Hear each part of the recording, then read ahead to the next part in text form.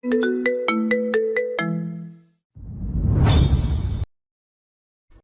হলো তুষি? স্বার্থের হাতের বাঁধন আলগা হতেই কোল থেকে তড়াৎ করে উঠে পড়ল তুষি, এলোমেলো কণ্ঠে বলল।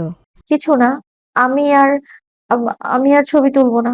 তারপর অস্থির পায়ে রুমে ছুটে গেল মেয়েটা। শান্ত বুঝেছিল, শান্ত বোঝেনি।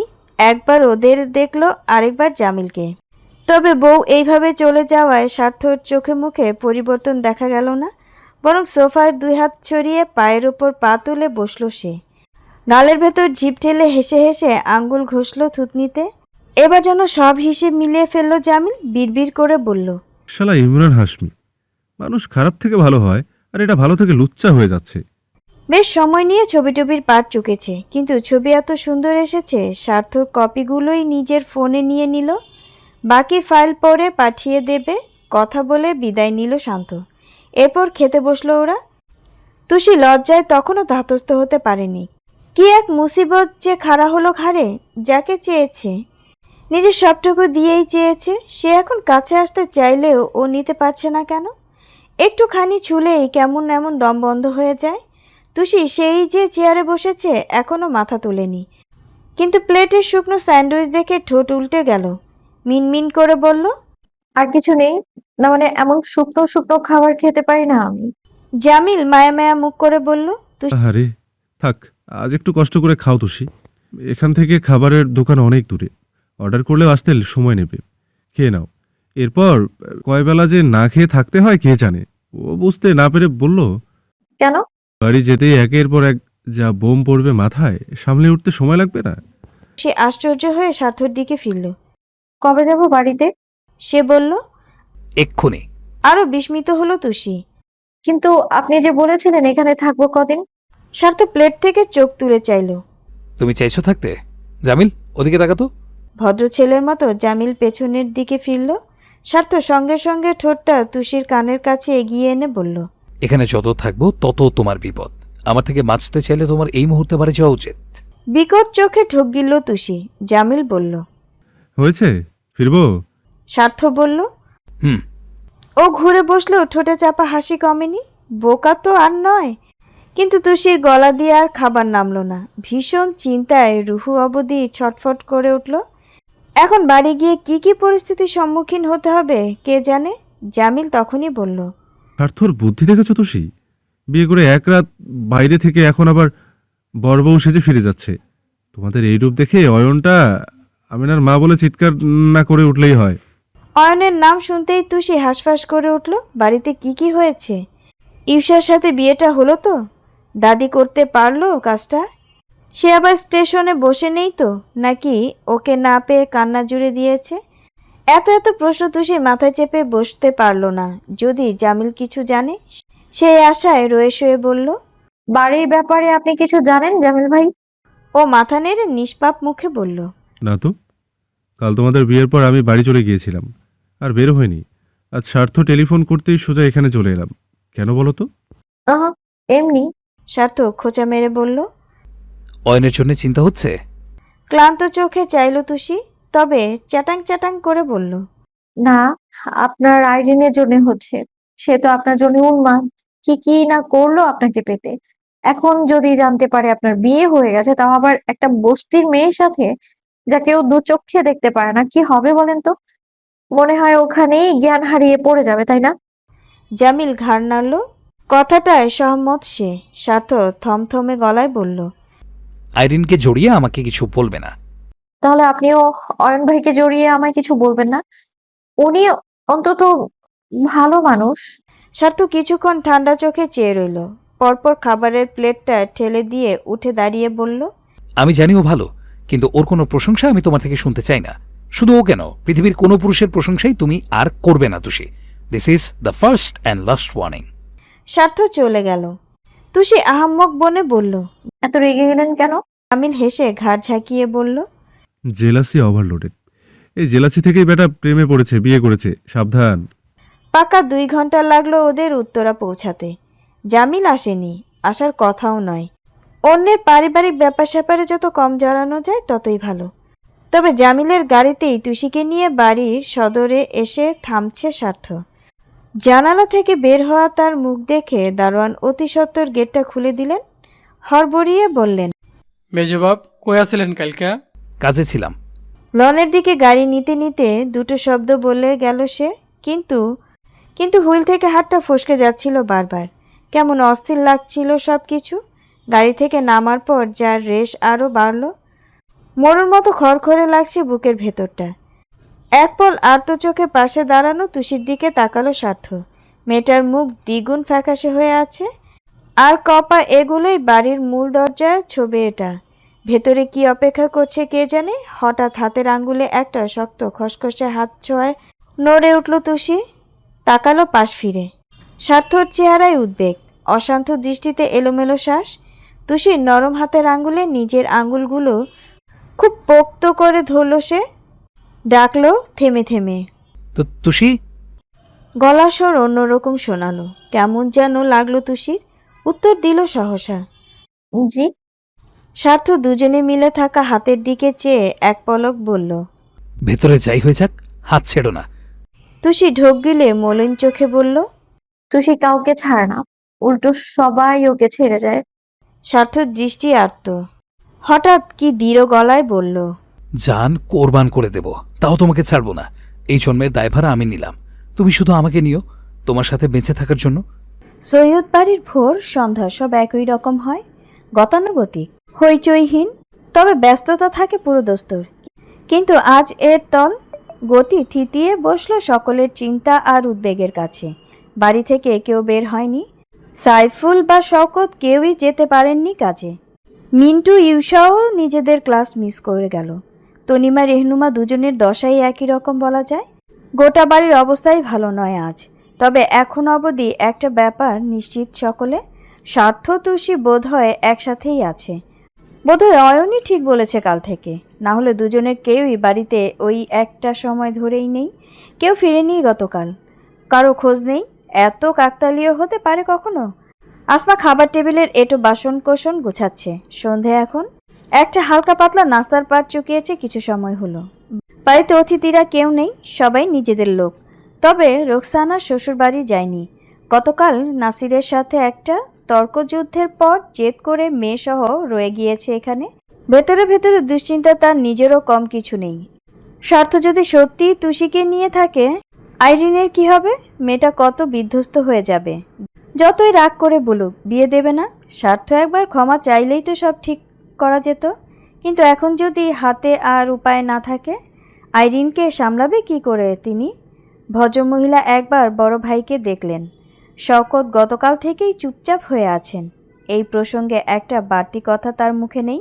অবশ্য স্বার্থ যে কোনো ব্যাপারই কম যায় না। হয়তো তুষি জড়িত না থাকলে এইটুকুও কথা বলতেন না। আপাতত সব কিছুই থমথমে নীরব এখন। সবাই প্রতিদিনকার মতো চা নিয়ে বসলেও নির্বিকার সকলে। ইউসার মুখটা শুকনো খুব। বিষণ্ণ চোখের পানে তাকানো যাচ্ছে না। ভেতরে ভেতরে সাংঘাতিক মুছে গিয়েছে বেচারি।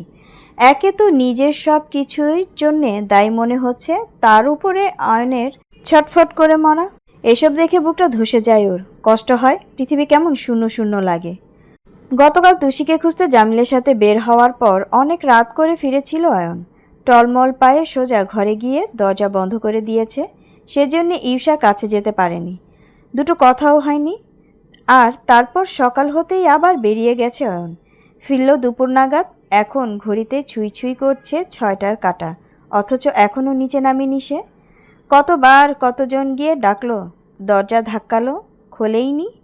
ইউসা চা খেতে খেতে কয়েকবার ব্যাকুল চোখে সিঁড়ির ওপাশের দিকটা দেখল। অয়ন ভাই কি করছে? ঠিক আছে তো? দরজার ওপাশে আবার ছটফট করছে না তো তুষির জন্য? সেটাই স্বাভাবিক। যদিও ভালোবাসা না পাওয়ার জ্বালা ওর থেকে ভালো কে জানে। অয়ন ভাই এমন কষ্ট পাক ইউসা চায়নি। তুষিকে নিয়ে সুখে থাকুক খুব করে চেয়েছিল মেয়েটা। মেজো ভাইয়া তুষিকে অবহেলা করেছিল বলেই তো স্বেচ্ছায় নিজের ভালোবাসার মানুষকে ও তার হাতে তুলে দিতে চেয়েছিল। তাহলে কোত্থেকে কি ঘটে গেল এখন? কেন এইরকম করলো তুষি? এইদিকে হাসনার গলা দিয়েও খাবার নামছে না। দুর্ভাবনার তোরে বুক শুকিয়ে গেছে। স্টেশনে যেতে পারেনি কাল। বাড়ির ঝুট ঝামেলার জন্য ফাঁকাই পায়নি। আবার জয়নবও সারাক্ষণ ওনাকে সঙ্গে সঙ্গে নিয়ে রেখেছেন। ঘুমিয়েছেনও উনার সাথে। হাসনা পালাবেন যে কপালে সেই ফুলস্রোতও জোটেনি। সদর দরজা রাতে লক করা থাকে, চাবিও ছিল না। নাতনির দুশ্চিন্তায় চোখে অন্ধকার দেখছেন তিনি। তুষি বলে গিয়েছে ও স্টেশনে থাকবে। আবার অপেক্ষা করতে করতে একা হয়ে পড়েনি তো? বিপদ আপদ হলো না তো? নাকি বাকিদের কথাই ঠিক, নাত জামাইয়ের সাথেই আছে তুষি? এসব সম্ভব কিনা হাসনা জানে না, তবে বৃদ্ধা আজ ফজরের নামাজেও এক চোট চেয়েছেন তুষি থাকলে যেন স্বার্থের সাথেই থাকে। মেয়েটা যে কি মাত্রা অতিরিক্ত ভালোবাসে ওর পুলিশকে হাসনা জানেন। জানবেন না? নিজেই দু হাতে যে মানুষ করেছেন ওকে। বৃদ্ধার ধ্যান ভঙ্গ রোকসানার কণ্ঠ শুনে রয়ে শয়ে বললেন, তাহলে ছোট ভাইজান কি করবে এখন? মেয়ে খুঁজতে বের হবে না? সাইফুল দীর্ঘশ্বাস ফেলে বড় ভাইয়ের দিকে তাকালেন, যেন শুনতে চাইলেন সে কি বলে। শওকত তখনও চুপ। যতই হোক ছেলে তো ওনার, কথা বলার মুখ কই। সাইফুল নিজেই মিনমিন করলেন। ভাবছি আর একবার থানায় যাব। রোকসানা বললেন, গিয়ে আর কি করবে? ভালোই আছে তোমার মেয়ে। এখন আমারও মনে হচ্ছে অয়নই ঠিক, তুষি স্বার্থর সাথেই পালিয়েছে। রেহনুমা বললেন, তাহলে দারোয়ান তো স্বার্থকে যেতে দেখতো, দেখেনি বলছে। আর ওরা একসাথেও তো বের হয়নি। আমার মনে হচ্ছে না স্বার্থ এরকম কিছু করবে। তাহলে অন্তত আমাদের জানাতো, তাই না? বলুন আম্মা, আমরা যে চিন্তা করব স্বার্থ বুঝবে না? বুঝবে তো আপা, তাই না বলো? তনিমা থমথমে গলায় বললেন, আমি কিছু জানি না। আজব একটা ছেলে জন্ম দিয়েছি, কখন মাথায় কি চেপে বসে নিজেও বুঝে না। মা হয়ে আমিও বুঝি না। করুক যা ইচ্ছে করুক। আমি এখন শুধু অন্তরাকে নিয়ে ভাবছি, যদি সত্যি স্বার্থ এরকম কিছু করে দুই ভাইয়ের মধ্যে যে ফাটল ধরবে তাতে কোনো সন্দেহ নেই বাড়িতে আবার নতুন অশান্তি হবে। উফ। রোকসানায় বিদ্রুপ করে বললেন, ছেলে মেয়ে ঠিক করে মানুষ না করলে এরকমই হয় ভাবি। আমার আইরিনকে দেখেছো? আমার মুখের ওপর কখনো কথা বলে? সেখানে তোমাদের ছেলে মেয়ে তোমাদেরই পাত্তা দেয় না। জয়নব ধমকালেন আস্তে করে। আবার শুরু করেছো? আমি কিছু বললেই খারাপ শোনায় মা। আর এই বাড়িতে যা হচ্ছে তা কি? স্বার্থ যে একটা জঘন্য কাজ করলো, সে নিয়ে কাউকে কিচ্ছু বলতে দেখলাম না। ওর জন্য আমি এখন আমার শ্বশুর বাড়ি মুখ দেখাবো কি করে? না হয় রাগ করে বলেছিলাম বিয়ে দেব না, তাই বলে একবার তো সব শেষ করে দেইনি। আর স্বার্থ বা কি করলো? আমার মেয়েকে বিয়ের আশা দেখিয়ে আরেকজনকে নিয়ে পালিয়ে গেল। ছে! আইরিনের চোখ মুখ আরও মলিন হয়ে গেল। চুপ হয়ে টেবিলের দিকে চেয়ে রইল সে। মেয়ের মুখের দশায় রোকসানার বুকে চাপ বাড়ল আরও। শওকত বললেন, এবারে এই আলোচনাগুলো এখানেই থামাও। কাল থেকে শুনে শুনে অতিষ্ঠ আমি। আগে দেখি কে কী করেছে। দুটোতে যেখানেই যাক বাড়িতেই তো ফিরবে। তখন না হয় সবাই মিলে আবার শুরু করো। আর ভালো লাগছে না। ইউসা খুব নিচু গলায় বলল, বড় মা, অয়ন ভাইকে আরেকবার ডাকলে হতো না? কিছু খেলো না সারাদিন। হ্যাঁ তাই তো। ও আপা, যাবো আমি? আমার যে কি ভয় লাগছে। উফ, ওর সাথে শেষ নেই। রেহনুমা এগোতে নিলেন। হাতটা টেনে ধরলেন তনিমা, সাথে ভুরু দিয়ে উপরের দিকে ইশারা করলেন তিনি। ইউসা চকিত ফিরল পিছনে। অয়ন গায়ের শার্ট পরতে পরতে দ্রুত পায়ে নামছে। চুলগুলো অগোছালো, লাল হয়ে মুখখানা ফুলেছে একটু। বোঝাই যাচ্ছে অনিদ্রায় একটা বিদীর্ণ রজনী কাল পার করেছে ছেলেটা। কাছাকাছি আসতেই তনিমা বললেন, অনু আবার এখন কোথায় যাচ্ছিস? এই একটু আগে এলি। ও ব্যতিব্যস্ত বলল, তুষিদের বস্তিতে। কিছু খেয়ে? অয়ন পুরো কথা শুনল না। এগুলো লম্বা লম্বা পায়ে। শওকত চাপা শ্বাস টানলেন। সকলেই বুঝলেন অয়ন আবারও তুষিকে খুঁজতে যাচ্ছে। কিন্তু হাসনার ভীষণ মায়া হলো। কাল থেকেই তো অবস্থা দেখছেন অয়নের। এইবার আর চুপ করে থাকতে পারলেন না। তড়িঘড়ি করে বললেন, তুষি ওইখানে নাই, যাইও না তুমি। অয়ন দৌড় অবধি গিয়েছিল, থামল সহসা। ফিরে চেয়ে বুড়ো কুচকে বলল, এর মানে কি আপনি জানেন ও কোথায়? হাসনা থতমত খেয়ে বললেন, আমতা আমতা করে বললেন, আমি না না, আমি জানি না। আমি কেমনে জানমু? কিন্তু সাথে তাড়াতাড়ি চেহারা মিলিয়ে যাওয়ার ভাব লুকাতে পারলেন না তিনি। অয়নের সন্দেহ হলো। ভূতের ন্যায় এসে দাঁড়ালো উনার সামনে। চওড়া কণ্ঠে বলল, তার মানে আপনি জানেন। আই এম ড্যাম শিওর আপনি জানেন। বলুন দিদি, বলুন তুষি কোথায়? রেহনুমা তনিমাও অবাক হয়ে বললেন, খালা আপনি সত্যি জানেন না। ইউষা বলল। জানলে বলে দিন দাদি, সবাই তো চিন্তায় আছে। তুসি কি মেজো ভাইয়ার সাথে গিয়েছে নাকি নিজের ইচ্ছেতে কোথাও গিয়েছে? জয়নব থেকে শুরু করে প্রত্যেককেই এক এক প্রশ্ন করলো। একটা মুখ্যম জেলার কবলে পড়ে হাসনার মাথা ভনভন করে উঠল, হাত পা ঘেমে যায়। কি বলবেন দিশা হারিয়ে ফেললেন। বারবার ঢোক গিলতে দেখে অয়ন চোখ লাল করে বলল, আপনি কাল থেকে আমাদের মিথ্যা কথা বলছিলেন তাই না? তুষি কোথায় আপনি বলবেন নাকি? সে সময় সদর দরজা খোলা ছিল। রাত নেমেছে, অন্ধকারও বেড়েছে অল্প অল্প। করিডোরের জ্বালানো বাল্বের আলোয় ঠিকরে পড়ছে চৌকাঠের বুকে। সেই আলোয় একটা দীর্ঘদেহী কালো ছায়া ভেসে উঠল মেঝেতে। খুব নিচু স্বরে ডাকলো, মা। কথাবার্তা থামলো সেখানেই। ডাক শুনে তুরন্ত ফিরে চাইল সকলে। অতগুলো দৃষ্টি, অতগুলো মানুষ চমকে উঠল অমনি। শেরওয়ানি পরার স্বার্থ নীললিপ্ত চোখ দুটো ঘুরিয়ে প্রত্যেককে দেখল একবার। তনিমা ফ্যালফ্যাল করে ছেলের আপাদমস্তক দেখে বললেন, স্বার্থ তুই এই সাজে কেন? সাইফুল হড়বড় করে বলল, তুই কই ছিলি সারা রাত? তুই কি জানিস তুষি কোথায়? প্রশ্নে শেষ হয়, উত্তরের আশায় থাকে সকলে। 1-2 সেকেন্ড বাদে স্বার্থর চওড়া পিঠের আড়াল থেকে মাথা নিচু করে বেরিয়ে আসে তুষি। চোখ পায়ের পাতায় রেখে দাঁড়ায় ওর পাশে। পরনে বউয়ের শাড়ি, মাথায় ঘোমটা, এক হাত ঘোমটার ভেতর স্বার্থের খসখসে হাত ঝুঁকে আছে। ওই বাঁধন গলে বাতাস যাতায়াতের জায়গাও বন্ধ যেন। দুজনের পাশাপাশি এমন বরকনে বেশে দেখে কার কি হলো জানা নেই, তবে প্রচণ্ড শব্দে একটা দুনিবার বাজ এসে অয়নের মাথার উপর পড়ল। দাও দাও আগুনের শিখায় যেন ঝলসে গেল সে। কিংকর্ত বিমূঢ় নয়নে দুপা পিছিয়ে গেল ছেলেটা। কাপা কাপা বুক নিয়ে একবার স্বার্থের আর পাশে দাঁড়ানো তুষি আর তারপরে দুজনের হাতের বাঁধনটা দেখল অয়ন। রোকসানা আর্তনাদ করে উঠলেন, একি তোমাদের দুজনের সাজসজ্জা এরকম কেন? স্বার্থ টের পেল ওর হাতের ভেতরে থাকা তুষির হাতটা থরথর করে কাঁপছে। ভয় পাচ্ছে মেয়েটা। স্বার্থ আরো শক্ত করে ওই পেলেবো মুঠো চেপে ধরল সহসা। আশ্বাস দেয় নীরবে। তক্ষুনি ওপাশ থেকে পাগলের মতো ছুটে এসে দাঁড়ালো অয়ন। অস্থির হয়ে বলল, তুষি তোমার পরাণের বেনারসি কেন? বউ সেজেছ কেন তুমি? এটা তো আমার কিনে দেওয়া বেনারসি নয়। ভাইয়ের হাত ধরেছো কেন তুষি? হাত ছাড়ো ওর, হাত ছাড়ো। তুষির হাত টানতে ধরফরিয়ে নিজের হাত বাড়ালো অয়ন। সঙ্গে সঙ্গে ওর কবজিটা চেপে ধরল স্বার্থ। ছুঁড়ে মারল।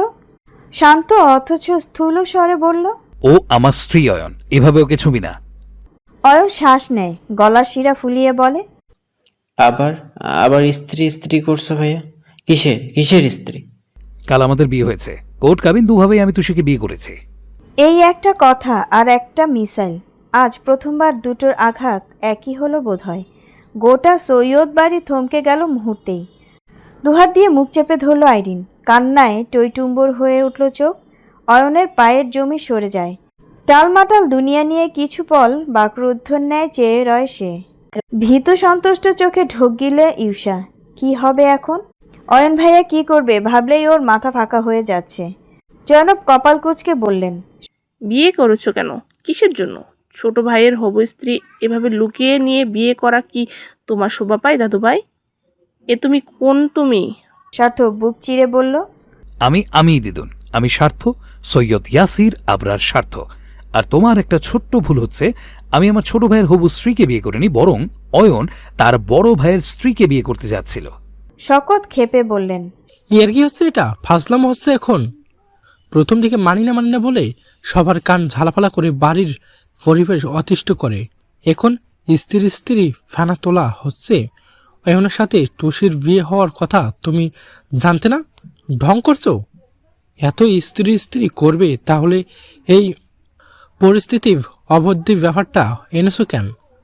তোমার জন্যই তো আজকের এই সিচুয়েশন তৈরি হয়েছে। তুমি শুরু থেকে টুসিকে মেনে নিলে আজ এরকম কিছু হতো না। স্বার্থ শক্ত গলায় বলল, আমি আপনার সাথে কথা বলছি না। বেয়াদব। তুষি ভেতর ভেতর ছটফট করছিল। একবার ইউষাকে দেখছে, পরের বার অয়নকে দেখছেও। ওদের বিয়ে কি হয়নি? ইউষার জামা কাপড় তো ওইরকমই, নতুন বউ তো এসব পরে না। ও তরির দাদির দিকে চাইল। দাদির চেহারায় অন্ধকার, চোখাচোখি হতেই তুষি ভ্রু উচালো, মুখ কালো করে দুপাশে মাথা নাড়ালো তিনি। বোঝালেন কাজ হয়নি। তুষি বুক ভেঙে গেল, হতাশায় লম্বা ছাপ ভেসে উঠল মুখে। এত কিছু করলো যে জন্যে, তাই হলো না। কিন্তু চিঠিটা, অয়ন ভাইয়ের চিঠি পড়েছে কি? রোকসানা তুচ্ছ তাচ্ছিল্য করে বললেন, ছি ছি ভাইজান, এই স্বার্থকে নিয়ে গর্ব করতাম আমরা। আম্মা, এই তোমার নাতি? ছি। সার্থক ভ্রু কুচকে বলল। আমায় নিয়ে গর্ব করতে আপনাকে কেউ বলেছে? খুব বেশি খারাপ লাগলে চলে যান। রোকসানা তাজ্জব হয়ে বললেন, আমি যাব? এই, তুমি কে আমাকে যেতে বলার? এটা আমার বাবার বাড়ি। তাহলে বাবার বাড়িতে বাবাকে নিয়ে কথা বলবেন। আমি আমার ব্যাপারে সবার নাক গলানো পছন্দ করি না। তুমি স্বার্থ একটা আস্ত বেয়াদব হচ্ছ দিন দিন। স্বার্থ লোক বুঝে আদব হয়, এইটুকু বুঝতে আপনার এতদিন লেগে গেল? মাঝখানে চেঁচিয়ে উঠল অয়ন। সবাই চুপ করো, চুপ, সবাই একদম চুপ। কেউ কথা বলবে না এখানে, কেউ না। পরপর অয়নের কণ্ঠ ভিজে গেল কোনো ব্যথার তোড়ে। মোলায়েম সরে বলল, তুষি, আমার দিকে তাকাও। তুষি, ভাইয়া তোমাকে উল্টাপাল্টা বুঝিয়েছে তাই না?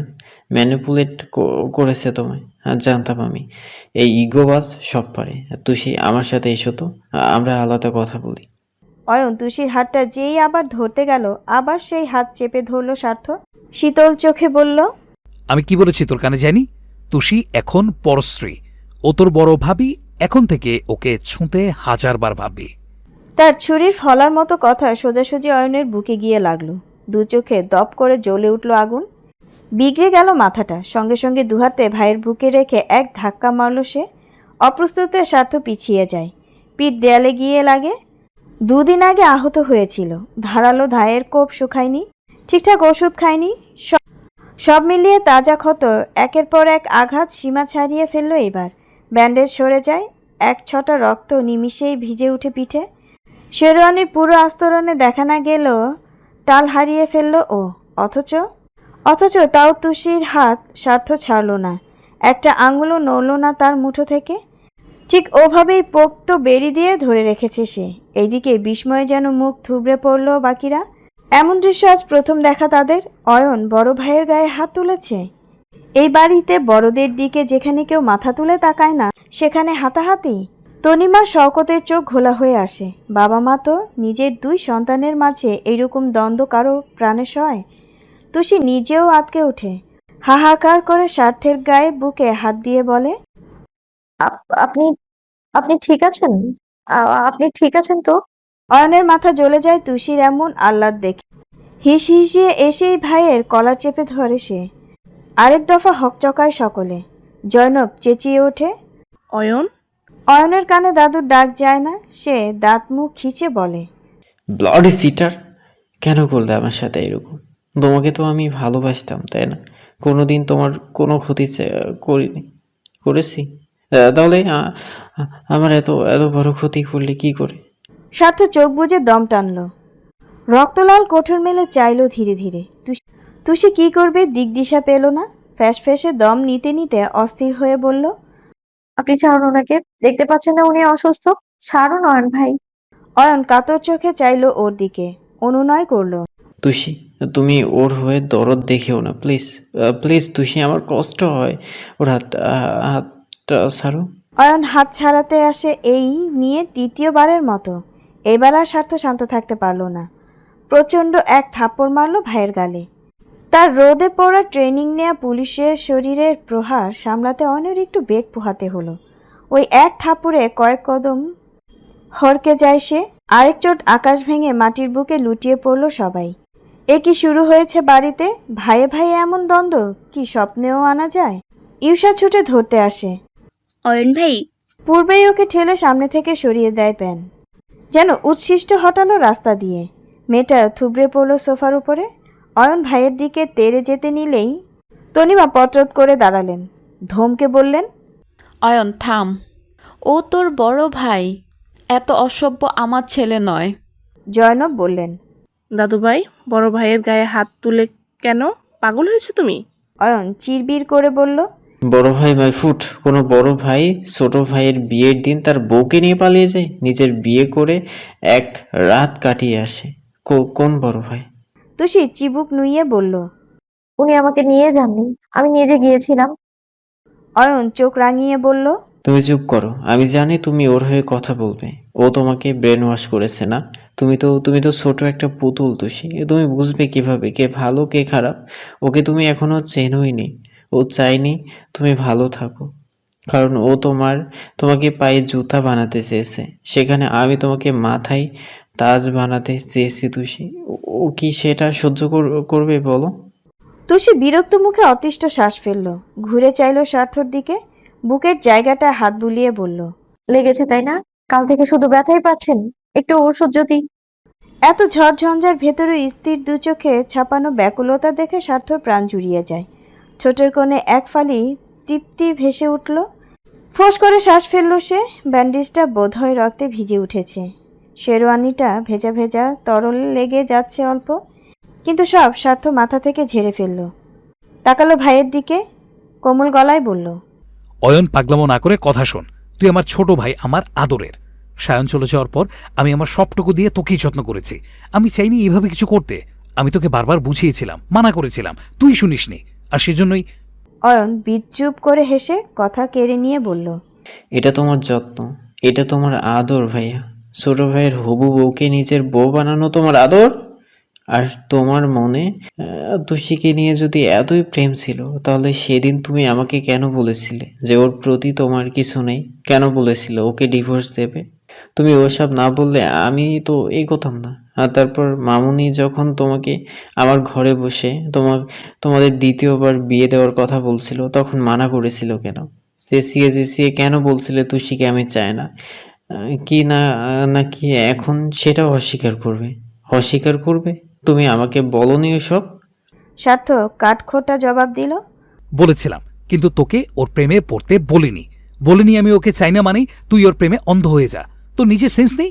যার সাথে তোর বড় ভাইয়ের বিয়ে হয়েছিল তাকে তুই অন্য চোখে দেখিস কিভাবে? তুই একবারও জিজ্ঞেস করেছিলি তুষি আদৌ তোকে ভালোবাসে কিনা? তুই একবারও শুনতে চেয়েছিলি তুষি কি চায়? হ্যাঁ, তো তুষি করছিস, অথচ জানিসই না ও কাকে ভালোবাসে। বিয়ে করতে রাজি হয়েছিল বলেই ও তোকে ভালোবাসে, ব্যাপারটা কিন্তু এমন ছিল না।